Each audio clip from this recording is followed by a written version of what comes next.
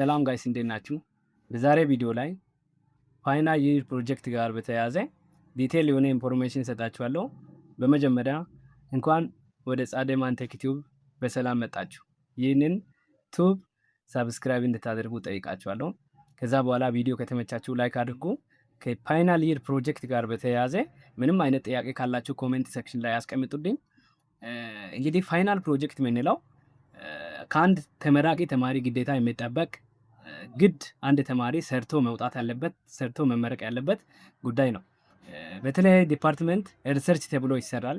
ወደ ኮምፒውተር ሳይንስ፣ አይቲ እንዲሁም ደግሞ ወደ ሶፍትዌር ኢንጂነሪንግ፣ ወደ ኢንፎርሜሽን ሲስተም ስንመጣ ፕሮጀክት ፋይናል ፕሮጀክት ሆኖ ዶክሜንቴሽኑን ሰርተን ሌሎች ዲፓርትመንት ያሉ ተማሪዎች የሚሰሩትን ዶክሜንቴሽን ሰርተን ጨርሰን ከዛ በኋላ ደግሞ በዛ በዶክሜንቴሽኑ መሰረት እዚህ ጋር ኮዲንግ የሚባል ጉድ እንዳለን ሁላችንም እናውቃለን፣ በዚህ ዘርፍ ያለን ሰዎች ማለት ነው። ስለዚህ ይህንን በአግባቡ እንዴት እንሰራለን? ለምሳሌ መጀመሪያ ዶክሜንቴሽኑ በጣም ያማረ በጣም የተስተካከለ በጣም እናንተ የተረዳችሁት ካልሆነ ወደ ኮዲንግ ስትሄዱ በጣም ከባድ ነው የሚሆነው። ስለዚህ ብዙ ጊዜ ሰዎች በኮዲንግ ላይ ብቻ ትኩረት አድርጎ ዶክሜንቴሽኑ ለማለት የፈለገው እና ኮዲንግ ላይ ያለው ሀሳብ ሁለቱ ይጋጫሉ።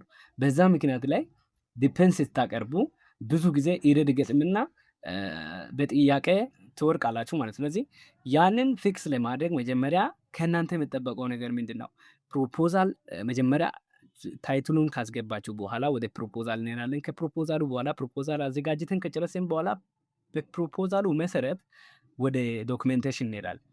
ያንን ደግሞ ዶክሜንቴሽን በትክክል ከጨረስን በኋላ ነው ወደ ኮዲንግ የምንሄደው። ስቴፑ እንደዚህ ነው። ነገር ግን ልክ ፕሮጀክት እንደተሰጠን ፋይናል ፕሮጀክት እንደተሰጠን ኮዲንግ መጻፍ የሚጀምሩ ብዙ ተማሪዎች አሉ። ይሄ ልክ አይደለም፣ አግባብም አይደለም። ስለዚህ መጨረሻ ላይም ደግሞ ያስቸግራል። ሶ መጀመሪያ ስቴፕ ባይ ስቴፕ የሚቀድመው የትኛው ነው ምንድነው መሆን አለበት የሚለውም በዚህ ቪዲዮ አሳያችኋለሁ። በስም መሆኑን እንዳረስ ወደ ቪዲዮ።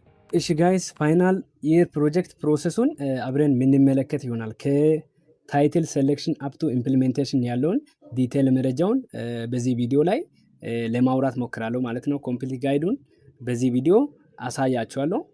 ፋይናል ፕሮጀክት የምንለው እንግዲህ ፋይናል ይር ፕሮጀክት ሚንስ ፕራክቲካል ፕሮጀክት ነው። እንዳጠቃላይ ሌላ ትርጉም የለውም። የሆነ ፕሮብሌም አለ። ያንን ፕሮብሌም ሶልቭ ለማድረግ ፕራክቲካሊ እንደተማርነው የተለያዩ ፕሮግራሚንግ ላንጉዌጅ ተምረን ነው እንግዲህ ፋይናል ፕሮጀክት መስራት የምንችለው። ያ ማለት መጀመሪያ ቲዎሪቲካሊ ክላስ ውስጥ የሰራነው ፕሮጀክት አለ። ያንን እንዳጠቃላይ ፋይናል አድርገን ደግሞ አንድ ሪል የሆነ ፕሮብሌም ወስደን ያንን ፕሮብሌም ሶልቭ ለማድረግ ፕራክቲካሊ የምንሰራው ፕሮጀክት ነው። ስለዚህ ይሄ ፕሮጀክት ዶክሜንቴሽን እና ኢምፕሊሜንቴሽን እንዳጠቃላይ ኢንክሉድ ያደርጋል፣ ያው እንደምናውቀው ማለት ነው። ስለዚህ ፋይናል ፕሮጀክት ለመስራት ፓርት ዋን ላይ መጀመሪያ ምንድነው የምናደርገው? ቹዚንግ ፕሮጀክት ታይትል። ይሄ ወሳኝ ነው። በቃ ያ ማለት ፕሮብሌሙን አይተን እንደ ፕሮብሌሙ አይነት የሆነውን ፕሮጀክት ይህንን ፕሮብሌም ሶልቭ ማድረግ አለብኝ ብለን ከፕሮብሌሙ ተነስተን ነው ታይትሉን ቹዝ የምናደርገው ማለት ነው። ዝም ብለን ዌብሳይት የሆነ የተሰራ ዩቱብ ላይ አይተን የሆነ ወይም ጉግል ላይ አይተን ያንን ዳውንሎድ አድርገን ምንሰራ ከሆነ አደጋ ላይ እንወርቃለን ማለት ነው። ስለዚህ ከጊዜም እጥረት አንጻር በጣም የሚያስቸግር ነገር ነው የሚሆነው። መሀል ላይ ዝም ተብሎ ያለ እቅድ ያለ ፕሮብሌም ተታይቶ ነው መጀመሪያ መመረጥ አለበት ታይትሉ። አለዚያ በጣም አስቸጋሪ የሆነ ነገር ነው የሚገጥመን ማለት ነው። ስለዚህ መጀመሪያ ስቴፕ ፓርት ዋን ላይ ፕራክቲካል የሆነ ፕሮብሌም የሚታይ ፕሮብሌም ቹዝ ማድረግ በዛ ወይ ፕሮጀክቱንም ደግሞ መስራቱን መቀጠል ማለት ነው። ስለዚህ ጉድ ፕሮጀክት ስታርት ዊዝ ሪያል ፕሮብሌም። ያ ማለት ምንድነው? በፕሮብሌሙ በሪያል በሆነው ፕሮብሌሙ ላይ የተመሰረተ ነው የሚሆነው ማለት ነው ፕሮጀክቱ።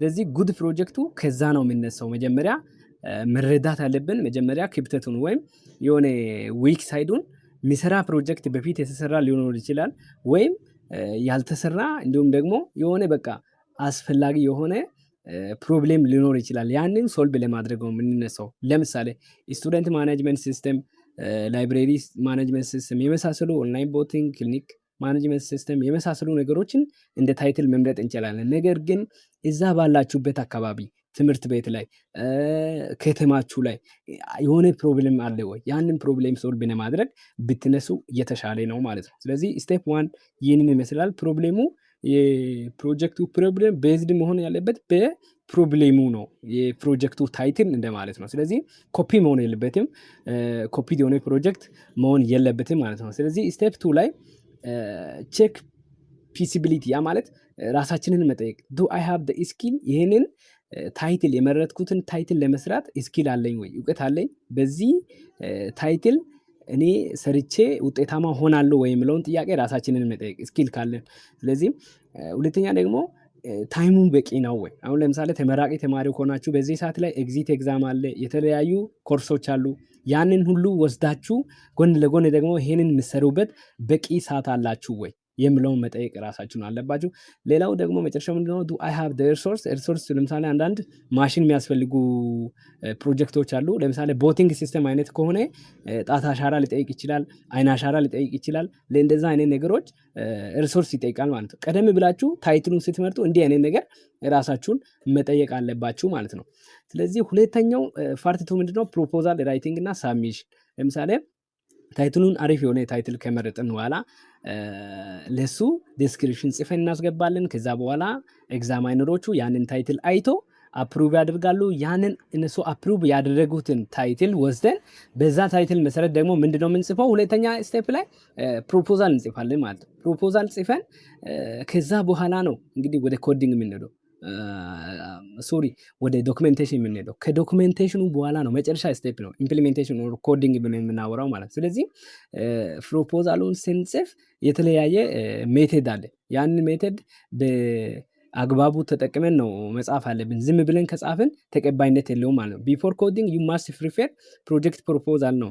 ፕሮጀክት ፕሮፖዛል ደግሞ ኢንክሉድ የሚያደርገው መጀመሪያ ታይትል አለ፣ ባክግራውንድ አለ፣ ፕሮብሌም ስቴትመንት አለ፣ ምንድነው ለዚህ ፕሮጀክት አላማ የሚባል ኦብጀክቲቭስ አለ፣ ጀነራል ኦብጀክቲቭ፣ ስፔሲፊክ ኦብጀክቲቭ፣ ስኮፑ አለ፣ ሜቶዶሎጂ አለ፣ ቱልስ አለ፣ ለዛ ፕሮጀክት የምንጠቀመው እንደዛ አይነት ነገሮችን መጀመሪያ ፕሮፖዛልን በትክክል መጻፍ አለብን ማለት ነው። ስለዚህ እዚህ ጋር ብዙ ጊዜ ሰዎች የሚፈጥሩት ይረራል ተማሪዎች እዚህ ጋር ሊሚቴሽን ያስገባሉ። እዚህ ጋር ሊሚቴሽን ማስገባት አይቻልም። ፕሮፖዛል ሲጻፍ መጀመሪያ ፕሮጀክቱ ከመሰራታችሁ በፊት ፕሮጀክቱ ከተሰራ በኋላ ነው ሊሚቴሽን የሚመጣው። ለምሳሌ ይሄንን ፕሮጀክት እንዲህ እንሰራለን ብለን ሰርተን ነበር፣ ነገር ግን በዚህ ኬዝ አልተሰራም የሚለውን ሊሚቴሽን በመጨረሻ ኮዲንግ ስታቀርቡ ወይም ዲፔንስ በዛን ሰዓት ላይ ነው ሊሚቴሽን የሚነሳው። በዚህ መጀመሪያ ፕሮፖዛል ላይ ምንም አይነት ሊሚቴሽን መግባት የለበትም። ስለዚህ በእንዲህ አይነት ኦርደር ታይትል እስከ ቱልስ ያለውን ተጠቅማችሁ የተሻለ ፕሮፖዛል ማዘጋጀት እንዲሁም መጻፍ ትችላላችሁ። ቻት ጂፒቲ ደግሞ በመጠቀም የተሻለ የሆነ በቃ ፕሮፖዛል በጣም የሚያምር ፕሮፖዛል መጻፍ ትችላላችሁ። እንዲሁም ፕሮፖዛሉ ደግሞ ክሊር የሆነ ኦብጀክቲቭ ከሌለው ዊክ ነው የሚሆነው። ስለዚህ ኦብጀክቲቭ ክሊር የሆነ መሆን አለበት። ጀነራል እና ስፔሲፊክ የሆነ ኦብጀክቲቭ በጣም ክሊር የሆነ መሆን አለበት። ኦብጀክቲቭ ስፔሲፊክ ጀነራል ምንድነው? ለምሳሌ ጀነራሉ ይህንን ለመስራት ነው የሚል ነው። ስፔሲፊኩ ደግሞ ያንን የጀነራል ኦብጀክቲቭን ለመስራት የሚያስኬደን እያንዳንዱ ስፔሲፊክ የሆኑ ጉዳዮች ናቸው ማለት ነው። ያንን በዛ ልክ ታዘጋጃላችሁ ማለት ነው። ስለዚህ ከዛ በኋላ ሳብሚት ለአድሚዘር ሳብሚት አድቫይዘር ሳብሚት ማድረግ፣ ከዛ በኋላ አፕሩቭ አድርጎ ይልካል። ከዛ በኋላ ሪቫይዝ አድርጋችሁ ያለው ነገር መጨረስ። ይሄ በጣም ቀላል የሆነ ስቴፕ ነው። ከዛ ፓርት 3 ላይ ዶክመንቴሽን ራይቲንግ ደርሰናል ማለት ነው። ያው ሁሉ ካለቀ በኋላ ቬሪ ኢምፖርታንት የሆነ ፓርት ነው ይሄ። ምን ስቱደንትስ ፎከስ ኦንሊ ኦን ኮዲንግ ላይ ማለት ዳትስ ሚስቴክ።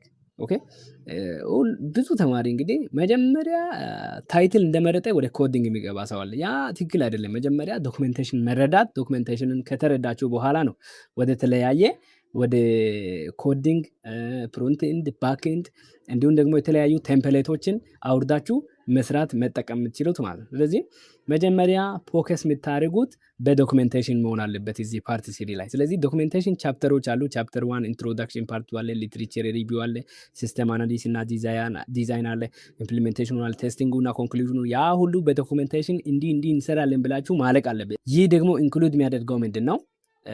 ኢአር ዲያግራም አለ፣ ዩዝ ኬዝ ዲያግራም አለ፣ ፍሎው ቻርት አለ፣ ስክሪንሻትስ ያ ማለት ኮድ ላይ የተሰራው የተለያዩ ኢንተርፌሶችን አንዳንድ ኢሜጆችን ስክሪንሻት አድርገን የምናስገባው ማለት ነው። ያንን ኢንክሉድ ያደርጋል ይህ ቻፕተር። ከዛ ይሄ ፓርት ማለት ነው ፓርት 3። ከዛ በኋላ ዶክመንቴሽኑ እስከ 40 እስከ 50 ማርክ ስለሆነ በጥንቃቄ መስራት አለባችሁ። አንዳንድ ቦታ ላይ ከ30 ይዛሉ፣ አንዳንድ ጊዜ ከ40 ከ50 እንደዛ ስለሚያዝ ክሊር የሆነ ዶክመንቴሽን በጣም በአሪፍ ሁኔታ መስራት አለባችሁ።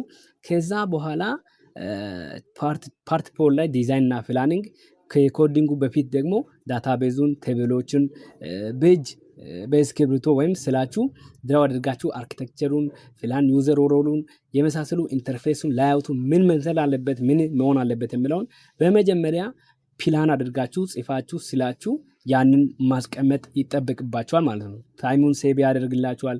ፕሮጀክቱ ለእናንተ ግልጽ እንዲሆን ይሄ ይረዳችኋል። ስለዚህ ይሄንን ነገር በእንደዚህ በትክክለኛው ወይ ስላችሁ ዲዛይን አድርጋችሁ የተለያዩ አርኪቴክቸሮችን ተጠቅማችሁ ሰርታችሁ ከኮዲንጉ በፊት ልታስቀምጡ በጣም እየተሻለ ነው ማለት ነው። ፓርት 5 ላይ ኮዲንግ እና ኢምፕሊሜንቴሽን ነው። እንግዲህ ያንን ሁሉን ከጨረሰን በኋላ ወዴት ነው የምንሄደው? ወደ ኮዲንግ እንሄዳለን። ከዳታቤዝ ክሪኤት ማድረግ፣ ዳታቤዙን ከባክኤንድ ጋር ኮኔክት ማድረግ፣ ፍሮንትኤንዱን ቡልድ ማድረግ፣ ፊውቸሮችን ቴስት፣ ኢረሮችን ደግሞ ኢረሮችን ፊክስ ወደ ማድረግ በቃ ከሲምፕል ኮዲንጎች ጀምራችሁ ፊውቸሩን አድ እያደረጋችሁ ስቴፕ ባይ ስቴፕ መሄድ ማለት ነው። ስለዚህ ከኮምፕሌክሱ እንዳትጀምሩ። ዶንት ትራይ ኮምፕሌክስ ፊቸርስ ፈርስት። ስለዚህ ከትንሹ ከሎጊን በተን ከመስራት ከሎጊን ኢንተርፌስ ከመስራት ደግሞ እንደዛ አይነት የመሳሰሉ ፕሮፋይል ከመስራት ከእንደዛ አይነት ነገር ተነስታችሁ ቀስ በቀስ እየሰራችሁ ወደ ትልቅ ፊቸርስ ትሄዳላችሁ ማለት ነው። ስለዚህ እስከ ፓርት 5 ያለው ይህንን ይመስላል። ፓርት 6 ላይ እንግዲህ መጨረሻ ስቴፕ ነው። ከጨረሳችሁ በኋላ ፋይናል ሳብሚሽን አካባቢ ቴስቲንግ ማድረግ፣ አንዳንድ ኢረሮች ካሉ እነሱን ፊክስ ማድረግ፣ ከዛ በኋላ ዶክመንቴሽኑን ፕሪንት የመሳሰሉ በቃ ከጨረሳችሁ በኋላ ያለውን ስቴፕ ነው። ለፕሬዘንቴሽን መዘጋጀት፣ ለፕሬዘንቴሽን የሚሆን ደግሞ አሪፍ የሆኑ ስላይዶችን 10 እስከ 15 ያሉ ስላይዶችን ቀለል ባሉ ለእናንተ በሚገባችሁ እንግሊዘኛ ጽፋችሁ ያንን ፕሬዘንት ስታደርጉ አታነቡም፣ ከአይምሯችሁ ነው በብዛት ፕሬዘንቴሽን ስታቀርቡ የሚታወሩት ማለት ነው። ስለዚህ አይታችሁ የምታነቡ ከሆነ በስላይዱ ላይ ብዙ ጽሁፍ ያለ ስላይድ የምታዘጋጁ ከሆነ ውጤታችሁ በጣም የወረደ ስለሚሆን ፕሬዘንቴሽን ሰዓት ላይ በጣም ጥንቃቄ ብትወስዱ የተሻለ ነው። ስለዚህ እስከ ቴስቲንግ እና ፋይናል ሳብሚሽን ድረስ ያለውን ስቴፕ ተከትላችሁ የተሻለ አሪፍ የሆነ ፋይናል ፕሮጀክት መስራት ትችላላችሁ ማለት ነው።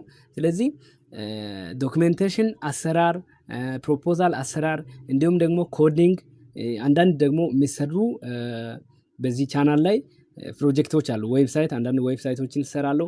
ስለዚህ ምናልባት አስፈላጊ ከሆነ ኮሜንት ላይ አስቀምጡ። ታይትል እስከ ቴስቲንግ ድረስ ያለው ፓርት ይህንን ይመስላል ማለት ነው። ፕሬዘንቴሽን ላይ መጨረሻ ቲፕስ የሆነ የተወሰነ አይዲያ ሰጣችኋለሁ። ፕሮብሌሙን ክሊርሊ ኤክስፕሌን ማድረግ፣ ያ ማለት እናንተ ለምን ያንን ፕሮጀክት ታይትል እንደመረጣችሁት ኤክስፕሌን ክሊርሊ በሆነ መንገድ ኤክስፕሌን ማድረግ፣ ሲስተሙን ዴሞ አንዳንድ ነገሮችን ማሳየት፣ ስላይዶችን ማሳየት፣ ደግሞ ፕራክቲካሊ ዲፌንሱ ከመደረሱ በፊት ቀደም ብላችሁ አንዳንድ ነገሮችን ከክላስ ተማሪዎች ጋር ሊሆን ይችላል አንዳንድ ጊዜ ማየት፣ ከዛ በኋላ ኮንፊደንሳችሁን ጨምራችሁ ክሊርሊ ለእናንተ ክላሪቲ ከጨመረ ከተረዳችሁ በኋላ ሳክሰስፉል ትሆናላችሁ ማለት ነው። ስለ አዳመጣችሁኝ አመሰግናለሁ። ቴንክ ዩ ፎር ዋቺንግ። ሳብስክራይብ አድርጋችሁ ውስጡ ላይክ ማድረጉን እንዳደረሱ ይመቻችሁ።